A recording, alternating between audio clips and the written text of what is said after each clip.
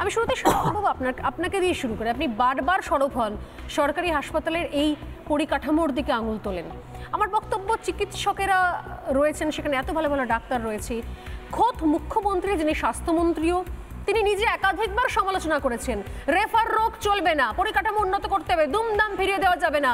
প্রত্যেক ক্ষেত্রে মমতা বন্দ্যোপাধ্যায় কড়া বার্তা দিয়েছেন। আমার বক্তব্য, এত কড়া বার্তা হচ্ছে, তারপরও কোথাও পরিবেশ পরিস্থিতি চেঞ্জ হচ্ছে না, বদলাচ্ছে না। সাধারণ মানুষকে দৌড়ে দৌড়ে হাসপাতালের দরজা দরজায় ঘুরতে হচ্ছে, না বেড, না স্ট্রেচার, না ডাক্তার, না আইসিইউ, প্রাণ চলে যাচ্ছে বেঘরে। একদম ঠিক কথা স্বর্ণালী। চিকিৎসা ব্যবস্থার দুটো ভাগ রয়েছে, একটা হচ্ছে পরিকাঠামো আর একটা হচ্ছে পরিষেবা। পরিকাঠামো বলতে আমরা কি বুঝি, যেমন বাড়িটা, স্ট্রেচার, অ্যাম্বুলেন্স, আমাদের বিভিন্ন সরঞ্জাম, ব্লাড ব্যাংক, তো এইগুলো হচ্ছে আমরা পরিকাঠামোর মধ্যে ধরি। পরিষেবা কারা দেয়? ডাক্তাররা দেয়, চিকিৎসকেরা, নার্সরা দেয়, ওয়ার্ড বয়রা দেয়, এদের সব মিলে একটা পরিষেবা দেয়। দুটো মিলিয়ে হাতে হাত ধরে আমাদের চিকিৎসা। মুখ্যমন্ত্রী যেসব কথাগুলো বলেছেন না, ওগুলো ওই নীল সাদা বিল্ডিংয়ের মতো, বাইরের দিক থেকে দেখতে সুন্দর। এই যে কথাগুলো মুখ্যমন্ত্রী প্রত্যেকবার বলেন, একটা করে হুঙ্কার ছাড়েন আর বলেন যে কালকে থেকে সব কিছু ঠিক করে দেব এবং দিতেই হবে, না হলে কিন্তু আমি এর বিরুদ্ধে স্টেপ নেব। বিগত 13 বছর ধরে দেখলাম কোন জায়গায় কোন স্টেপটা নিয়েছে। একটা উদাহরণ দিন, স্বাস্থ্য দপ্তর যেভাবে ভেঙে পড়ছে তার জন্য মুখ্যমন্ত্রী স্টেপ নিয়ে দেখিয়েছেন, তার একখানা উদাহরণ যদি কেউ দিতে পারে তাহলে আমি খুশি হব। এরপরে চলে আসি কেন স্বাস্থ্য দপ্তরের এই বেহাল অবস্থা।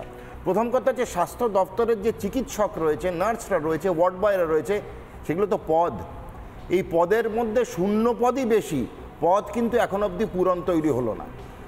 পদ যারা পূরণ করবে তাদের মধ্যে পদার্থ আছে না তারা অপদার্থ, সেটা দেখা হয় না। একটাই জিনিস দেখা হয়, পদলেহন করতে পারেন কিনা। শাসক দলের পদলেহনকারী যদি অপদার্থ হয় তাহলে সেই পদে পৌঁছে যাবেন, শুধু পদে পৌঁছবেন না, পদোন্নতিও হতে থাকবে। এই হচ্ছে এদের মেন স্লোগান। হয় আমাদের সঙ্গে থাকো, নহলে তুমি আমাদের থেকে দূরে থাকলে বা বিরোধী পক্ষ হলে তাহলে কি হবে, বদলার বদলি হবে, প্রশাসনিক সন্ত্রাস হবে, উন্নতি থেকে পদ থেকে ছিনিয়ে নেওয়া হবে। চিকিৎসকদের ক্ষেত্রে বলছেন, চিকিৎসকদের ক্ষেত্রে এবং নার্সদের ক্ষেত্রে বদলি হয়ে যাচ্ছে, যারা যোগ্য লোক তারা বদলার বদলি, বদলার বদলি। এই মুখ্যমন্ত্রী একদিন স্লোগান দিয়েছিলেন যে বদল চাই, বদলা চাই না।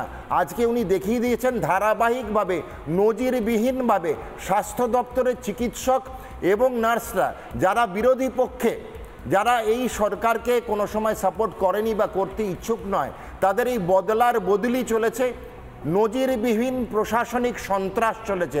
আমি এটাকে বলবো অ্যাডমিনিস্ট্রেটিভ টেররিজম। যদি আমার সঙ্গে পায়ে তালে তাল না দাও তাহলে তোমার বদলি হয়ে যাবে। নেক্সট আছে পরিকাঠামো। এখানে দালাল রাজ ছাড়া কিছু নেই। যে কোনো হাসপাতালে জনগণ কোনো সময় চিকিৎসা পায় না। হাসপাতালে ঢুকতে দালাল, ঢুকে দালাল, চিকিৎসা পেতে দালাল, রক্ত পেতে দালাল, মরে গিয়েও শান্তি নেই, ডেথ সার্টিফিকেটটা পেতেও লাগবে দালাল।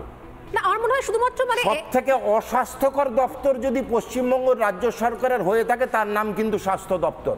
স্বচ্ছতা বলে এখানে কিছু নেই, পুরোটাই পর্দার আড়ালে। শুনতে পাওয়া যেত অনিন্দ্যবাবু যে সরকার, শাসক দলের রেফারেন্স থাকলে নাকি তাড়াতাড়ি কাজ হয়ে যায়।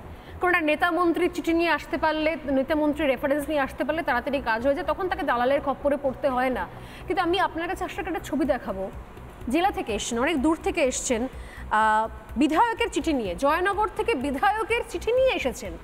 বিধায়ক চিঠি লিখে দিয়েছে, তারপরও অবস্থা যে কে সেই, কোথাও কোনো রকমের সুরাহা নেই। তার মানে পুরোটা নিয়ন্ত্রণ করছে কারা, কোন সিন্ডিকেট? টাকা দিলে তবে মাত্র কাজ হবে। এখন নেতা মন্ত্রী পর্যন্ত পেছনের সারিতে চলে গেছে, এবং এটা হয়তো রিয়েলিটি। কারণ কদিন আগে যার একসময় দোর্দণ্ড প্রতাপ ছিল এসএসকেএমে, সেই মদন মিত্র বলছিলেন যে আমার কথাও শোনে না কেউ, এখানে কারোর কথা শুনছে না। তাহলে নিয়ন্ত্রণটা করছে কারা? মুখ্যমন্ত্রী নিজেই বদনাম করে। কে করছেন নিয়ন্ত্রণ? আমি একটা ছবিটা দেখাই কথার আগে, কারণ আপনি তারপরে হয়তো বলবেন যে এরকম কিছু আছে, প্রমাণ আছে আপনাদের কাছে। আমি ছবিটা দেখাই, একটুখানি দেখাই যে দূর দূরান্ত থেকে এসছেন, যারা হাসপাতালে চিকিৎসা করতে এসেছেন, এসেও কেউ কেউ চিঠি নিয়ে এসছেন, জয়নগর থেকে বিধায়কের চিঠি নিয়ে এসছেন, তারপরও কি পরিণতি দেখুন। এমএলএ চিঠি নিয়ে এসেছিলাম আগের বারে, যে সুপারের সঙ্গে কথা বলবো। সুপার বলেছে যে আমরা এই চিঠিটা দেখে কি করবো, আমাদের কাছে বেড না থাকলে আমরা জয়নগর এলাকা থেকে এসেছি। আপনাদের স্থানীয় এমএলএ বিশ্বজিৎ হালদার। বিশ্বজিৎ হালদারের কাছে আপনারা গিয়েছিলেন? আমরা গিয়েছিলাম, পেশেন্টের কথা বলতে গিয়েছিলেন, উনি আমাদের এই লেটারটা করে দিয়েছিলেন। আচ্ছা, আজ অবধি এই লেটারটা কিন্তু খুলে দেখেননি উনি। পাচ্ছি না আমি আর ওই রুগী নিয়ে আর ঘরে কিছু করতেই পারছি না। আজ 11-12 মাস হয়ে যাচ্ছে, ব্লাড বার হয়ে যাচ্ছে, আনছি ফিরে যাচ্ছি।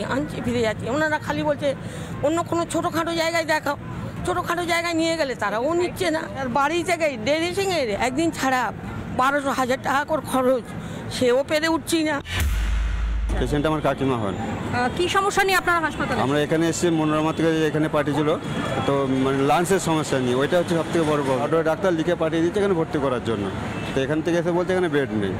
কারা বলেছে বেড নেই? ওই ভিতরের স্যাররা বলে দিয়ে আমাকে চিত্তরঞ্জনে ট্রান্সফার করছে। আমাদের চিত্তরঞ্জনে আমি এখন কী করে নিয়ে যাবো? আমার কাছে পয়সা করে কিছু নেই, আমি কীভাবে নিয়ে যাবো? আজ 10 দিনের পেশেন্টকে নিয়ে ঘুরে বেড়াচ্ছি, ফাইল দেখাচ্ছি, আমি এই ফাইলগুলো দেখাচ্ছি, এগুলো পর্যন্ত দেখছে না। বলছে এই পেশেন্টের আইসিইউর পেশেন্ট না, আমাকে বের করে দিচ্ছে, বলছে এই পেশেন্ট এখানে হবে না। এসএসকেএম সুপার স্পেশালিটি হাসপাতাল এবং এখান থেকে ভুরি ভুরি অভিযোগগুলো সামনে আসছে। আর এই মুহূর্তে একজন রোগীর পরিবার রয়েছেন, আমি একটু কথা বলবার চেষ্টা করি। আপনারা কি সমস্যা নিয়ে এসেছেন? প্লাস্টিক সার্জারি নিয়ে এসেছি, আমরা পাটা ভেঙে গেছে, তো ওনাকে আজকে মোটামুটি সোমবার নিয়ে এসেছি। আজ বৃহস্পতিবার, কোনো ট্রিটমেন্ট নেই, কিছু নেই, পড়া আছে। জাস্ট এখনও বলেছে যে এখন 7 দিন পর, মানে সামনে মঙ্গলবারে হয়তো কিছু বলবে না, হয়তো ডেট দেবে। তো পেশেন্টটা তো এরকম করে পাটা তো পৌঁছে যাবে, এখন কী করে ভর্তি করবো সেটাই আমরা চিন্তা। আপনারা এসছেন কবে? সোমবারে। এখনো পর্যন্ত ভর্তি হয়? না, এখনো পর্যন্ত কোনো মাটিতে রাখা হচ্ছে, কোনো সময় টিচার নিয়ে বলেছে হাসপাতাল থেকে কিছু বলেছে কবে হবে না হবে? না, সেটা কিছু এখনো বলেনি। কারণ বলে রিপোর্ট রেডি করো, রিপোর্ট এখন কবে ওরা 7 দিন, কোনোটা বলেছে 6। ডাক্তার ওষুধ দিয়েছে বা এসেছিল দেখতে? এখনো আসেনি না? এমনি কোনো নার্স বা তারা কেউ এসেছিল? কেউ না? ওয়ার্ড বয় তারাও আসেনি? যে এখানে কি সমস্যার মধ্যে তারা রয়েছেন এখনো পর্যন্ত তারা কিন্তু কোনো রকমের কোনো চিকিৎসা পাচ্ছে না, যে অভিযোগটা তারা করছেন রোগীর পরিবারের সদস্য থেকে।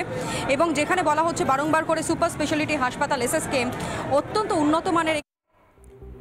পা ভেঙে পড়ে রয়েছেন, জনপ্রতিনিধি বিধায়কের চিঠি নিয়ে এসেছেন, তারপরও কোনো সুরাহা হচ্ছে না। মানে আমি বলছি কি, শাসক দল, আপনাদের শাসক দলের নেতামন্ত্রী রেফারেন্স নিয়ে এসেও কাজ হচ্ছে না, দালালকে টাকা দিলে কাজ হয়ে যায়। বলুন। প্রথমত একটা আপনাদের প্রতিবেদন থেকে প্রমাণিত হলো নেতা নেত্রী বা কোনো কারুর চিঠি নিয়ে আসলে কাজ হয় না, একদম ঠিক করা, কারুর রেকমেন্ডেশনে কাজ হয় না। অনলাইন এখন করে দেওয়া হয়েছে, অনলাইনে ভর্তি হয়, শেষ করতে দেবেন। আপনার যেখানে অফিস তার থেকে 300 মিটারের মধ্যে একটি প্রাথমিক স্বাস্থ্য কেন্দ্র আছে।